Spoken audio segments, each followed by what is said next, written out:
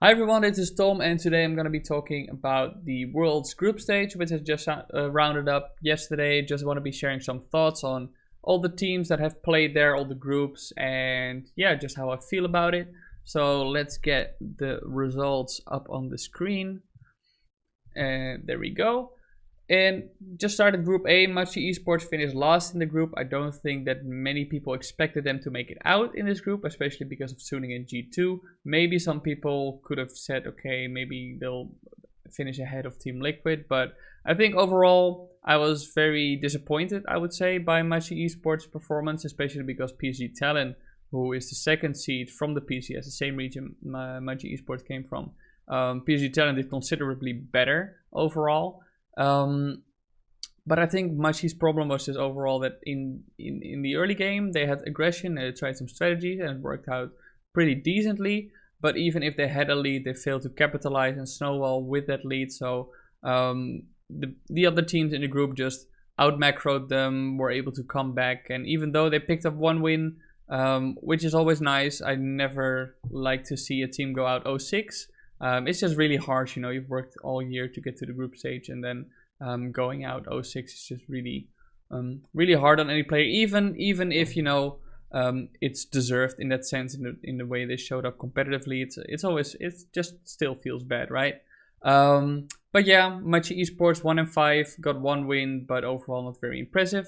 Then Team Liquid, I think Team Liquid is one of the teams that surprised me most in terms of their resilience. Obviously, they came through the playing stage where they looked super strong, but then in their first matches against Machi and Suning, they looked horrible. They had nothing to say in those games and looked very scrappy in week one. And then they bounced back against G2, who were clowning around. And heading into week two, I was very impressed by Team Liquid because they were in an almost impossible position to make it out, but they really gave it their all and fought their way back to force it to making it to a tiebreaker potentially. Unfortunately for them, that didn't happen in the end. But I think the pressure these players are under is really something that you shouldn't underestimate, and to be able to even when the percentages are so slim, to fight back, that is commendable, even though obviously in the first week they really let themselves and the fans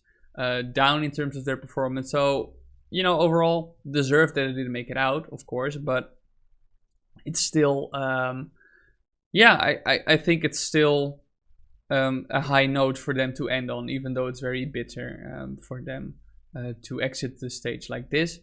G2, well, G2 showed up in the way we expected G2 to show up, I suppose.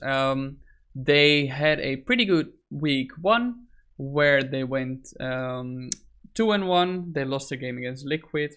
As I just said, they were clowning around. But overall, the team looked pretty okay, I would say. Like, overall, their performance was pretty decent. Not the peak level G2 that we may have hoped to see yet at Worlds in this stage, but maybe we'll see so in the knockout stage when they have best of fives. Not sure about that. Anyway, I do think that the losses they had were reminiscent of the losses they had in the summer split, where the team just for some reason just didn't connect, right? It's you had players going for different objectives, not communicating well, it seemed.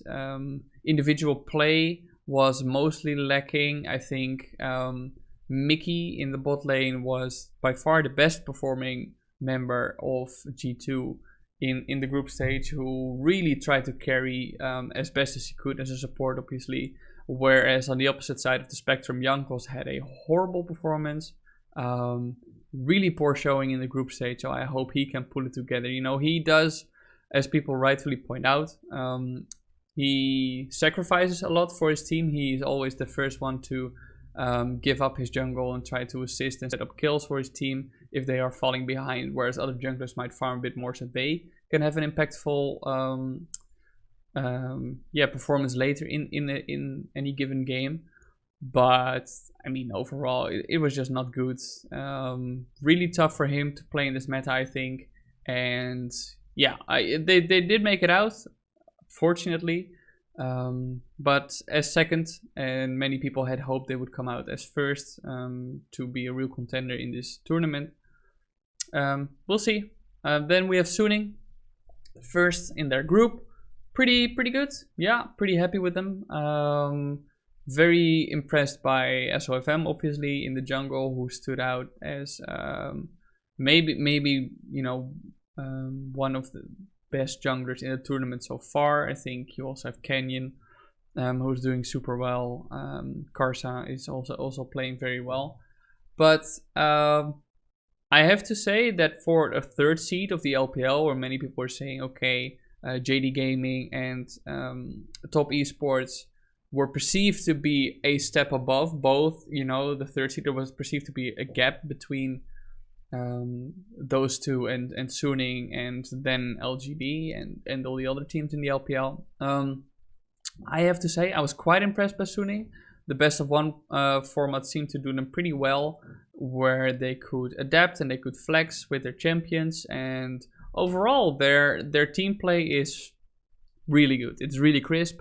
They know how to set up objectives. They know when to engage with objectives. Obviously, they did suffer 2 losses in the group stage, but I think overall, when it comes to going to a best of 5, these guys will have a lot more stamina than some of the other teams that they will be playing in the knockout phase.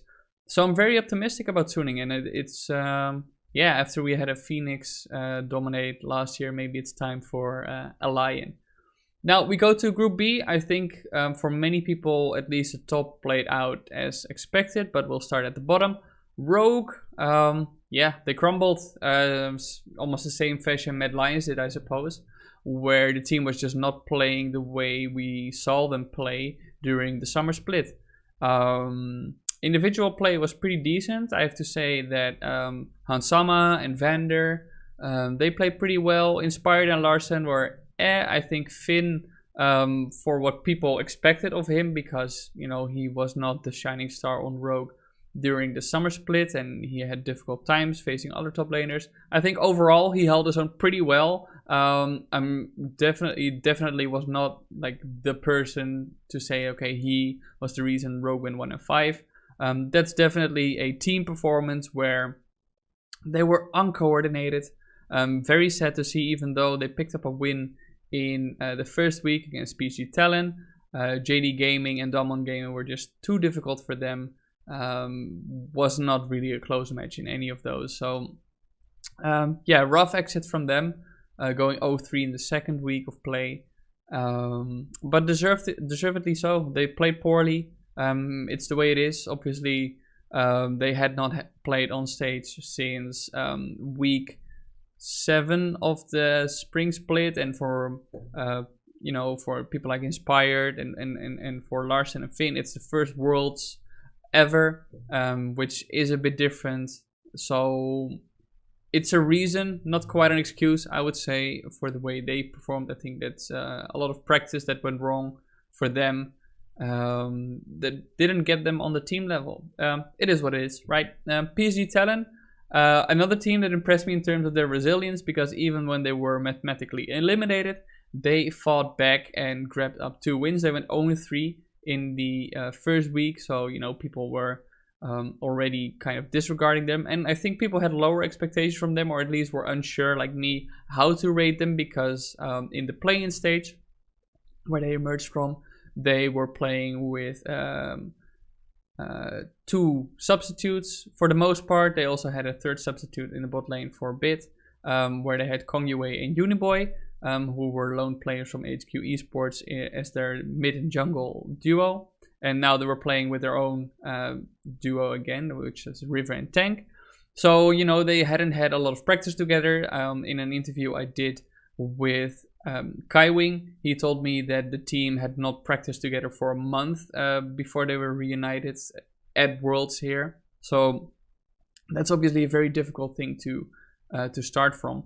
But I think overall, yeah, I was impressed because they managed to take a game of JD Gaming of all teams. You know, it's like, wow, how are you gonna how are you gonna upset JD Gaming like that? You know, who was the number 2 seed from LPL, who has been the most consistent team in the LPL all year long in terms of their performance. But they did so. They fought back valiantly, and I was very happy for them, and impressed, as I said, that they were still able to make it so difficult for other teams who try to seek some glory here. So that's good on their part, definitely. JD Gaming and Dumb1, I'm gonna loop these two together because they were the favorites. I think overall, Dumb1 stood out as the most dominant from these two by far. I think the loss they did suffer was by JD Gaming, and it did show people, okay, they can bleed, because up until that point it looked like Dumb1 was infallible and would just not concede any game. But when you play 6 best of 1s, it's mathematically quite likely that you'll drop one, even if the odds are like 80 to 20 that you win any given game. But yeah, Dumb1 super dominant. JD Gaming not as much. I think where they thrived in the LPL was their team play, which was here lacking a bit sometimes. I mean, again, they went 4-2, were super dominant against Rogue both times. The first time they met Dumb1 Gaming, it was not very competitive, and it got quite stomped. And obviously, they did also drop a game against PG Talent. But overall, when this team clicks, they were still super strong. So definitely still one of the tournament favorites. And then we have Group C, which was supposed to be the closest group with 4 teams of about equal skill. Many people did not have high expectations, or at least I did, for LGD Gaming, because in the play-in stage in the best of 1 format, they almost were eliminated. So, they were very close to not even being here in the group. But they showed up, at least in week 1. It was very close. We had a 2-1 score for Gen G, Fnatic, and LGD Gaming. Team Solo Mid has been talked about a lot already, going 0-6, the first number 1 seed from any major region ever to go 0-6 in the group stage. So, well, they achieved something in that. It was just, TSM was just horrible. I don't want to pile on too much. It was just a team not playing together, individual players making mistakes. They had an infamous moment, already legendary, where Spica, the jungler on Lilia, managed to get a 5-man sleep with her ult, and the rest of TSM stood by doing nothing. They got 1 kill, I think, and let the other 4 players off, just walk away. So that's this is incredibly poor team communication. Execution was poor. They threw games they should have won anytime, and just a poor individual showing from TSM. LGD came back stronger than I had expected, honestly, because they went they had such a poor performance in the playing stage. Did pretty well. I think overall it's just that they were eliminated with a 3-3 score. I think they are by far the worst representative of the LPL when you look at execution, and also their drafting was a bit iffy sometimes. I'm not quite sure what they tried to do. I don't know. Not a whole lot to say about them. I think Fnatic came out surprisingly strong, especially in week 1. They went 2-1, which is, historically for Fnatic a difficult week. They had Fnatic week 2 is a meme because that's when they start playing well. But here they came out swinging right from the bat. Self-made, a standout performance. Hillesang as well, playing super well. I think, but this meta is super well suited for Self-made. I think he's one of the best junglers at the tournament at the moment. And still in the top 8, I would probably put him in the top 3 of overall jungler performance so far. Sure, the meta suits him, but you still have to put it off, right? Good showing from him. Hillesang is also playing really well. I think overall the many support players are playing super well, and that's refreshing to see because it's a role that often does not get a lot of spotlight. Then we have Gen G. What do you say about Gen G? I think the game they did drop, which was, let me just confirm quickly, I think it was against Fnatic. Yeah, in week 1. There it was a super close game where both teams were making quite a lot of mistakes, which did not look well for the group at all. But they recovered well. They did show that they are. Okay, so many people were saying that DRX should have been the number 3 seed, and that Gen G got kind of unlucky, I suppose, with getting a 3rd seed for Korea. But I think DRX, will get to them later, made a good point for themselves. But I think also Gen G just showed that Korea overall is super strong at the moment. Yeah, I think when you look at this team, obviously, I am going to be looking at Ruler, who was supposed to be the best AD carry in the world. He did okay. Not as well, I suppose, as Jackie Love, we'll get to later. But BDD was playing okay. Clit was playing okay. I think, this group, in terms of skill, I don't think any of these teams would make it far in the top 8. I think both Gen G and Fnatic actually will not make it past the quarterfinals. But I'll do another video about my pickings for the quarterfinals. I just think that it's decent, It was supposed to be a group that was close. It did get close, except for TSM. And pretty competitive, not too flashy. But one of the more entertaining groups, definitely. Then we have Group D. Top Esports, DRX, FlyQuest, and Unicorns of Love. I unfortunately rode the hype train of Unicorns of Love from the play-ins because I thought their champion pool was super flexible. I think their aggressive playstyle and the execution of how they entered team fights was really good.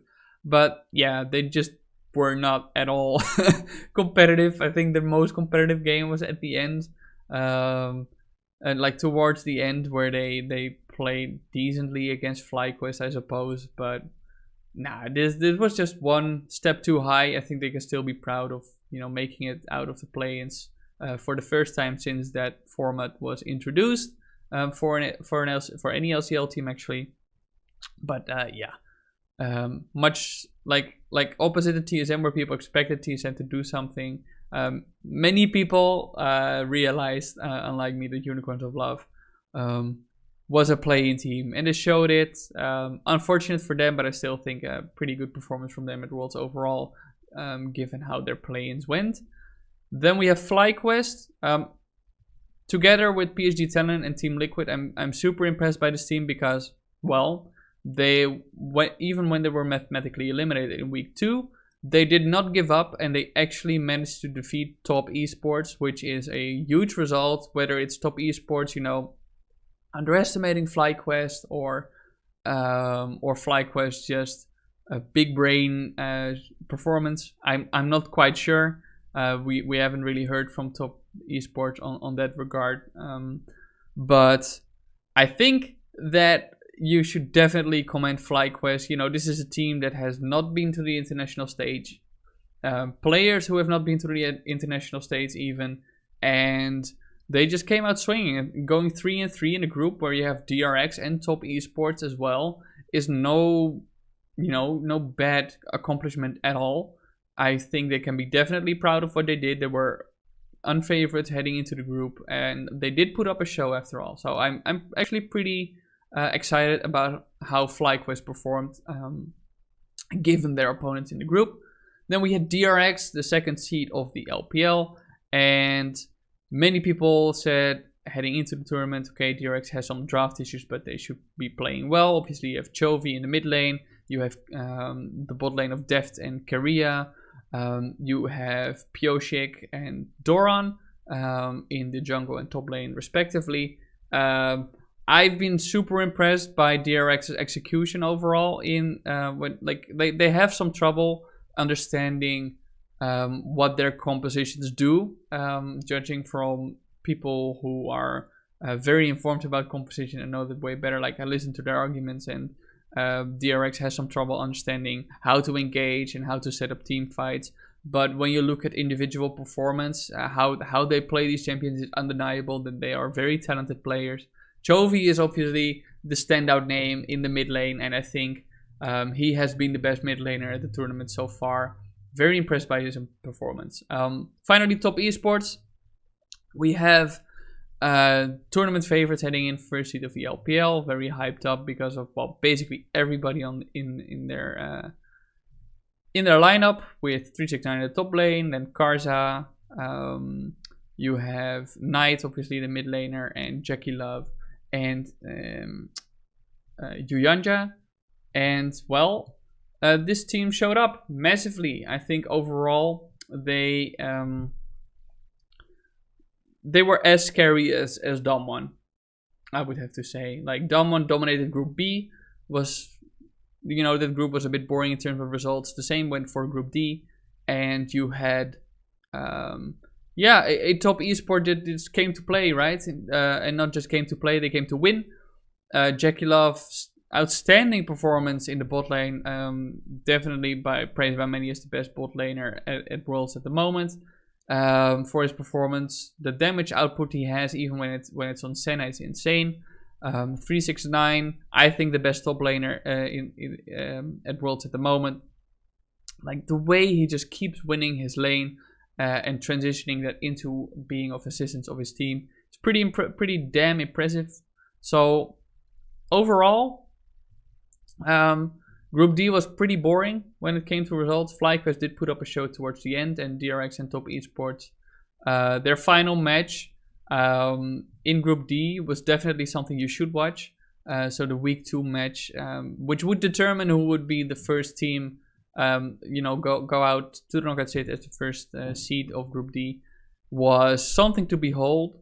I won't spoil too much, but at 20 minutes there were 0 kills on either side of the rift, and it still was incredibly tense. It was not just people just farming. No, it was I loved it. It was the best 0-0 game at 20 minutes that I've ever seen. So do watch that if you want to watch a highlight match of Group D. Overall, though, a pretty boring group in terms of results, much like Group B. Group A and C is really where the action was at for me at the group stage. I do think that this would call for a revision of how the group stage is used in Worlds, but I also know that Riot's very unlikely to do so, because I wish they would go to a format where we wouldn't have match days, at least, like we had for Group B and Group D, where after Game 2 already it has been decided who will advance and who will not be advancing out of the groups. And then, until the very last game, you have the 2 top teams in the group clashing again, which is maybe some excitement, and they play for whoever goes out as first or as second. But yeah, it just felt a bit bad to sit through 3 matches, waiting, doing not quite anything. I cannot imagine that it's fun for the teams either, because they know they're eliminated, and maybe they can do something like how Team Liquid, I should say probably PSG Talent and FlyQuest, how they fought back. But for a viewer and for the tension of the overall tournament, it's not quite a good build-up. So I do hope they revise that. How specifically, I wouldn't know. There are some good articles out there discussing the subject. So if you just Google like group stage format Worlds change or something, I'm sure you'll find them. Anyway, those are just my thoughts overall on how the group stage went and each team's performance. Let me know in the comments below what you thought of the group stage. Which groups did you find exciting? Did everything go according to plan for your pick'ems, or didn't it? And which team stood out, which players stood out? I'm very interested to hear about what everyone thinks. As usual, thank you very much for watching. If you do like the video, don't forget to like and subscribe, and stay tuned for more content.